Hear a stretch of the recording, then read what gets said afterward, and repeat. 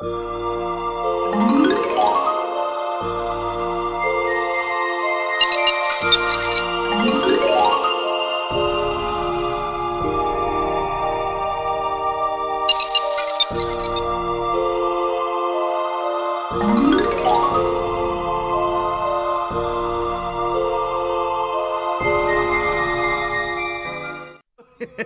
certain time ka one man rụrụ ọgwụ Igbo bịa sị m tọpụ biko na mbịa mere ya tọ ka ọ ga-eji na-ere ọgwụ ya na moto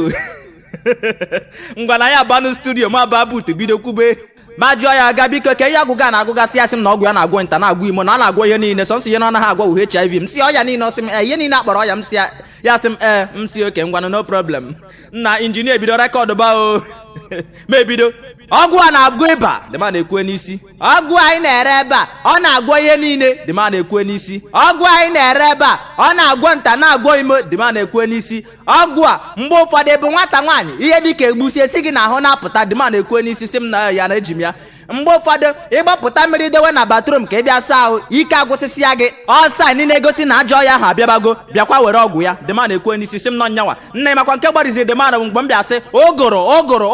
ị na-aya ogoro n'oge Disemba ị na-aya ogoro n'oge ọbụla dị iche iche ị bụ nwata nwaanyị ogoro emeela gị na-ete vaseline na ikwesịghị na-ete ịsasị ahụ na 5 seconds ma ga-eteghe vaseline ahụ gị niile akpọsịsịa nkụ bịakwa were ọgwụ ya ebe a nne makwa ozugbo m kwuru kaadị ma na arọsha m na buut ebe a sị m pụta biko na ogoro ahụhụ ya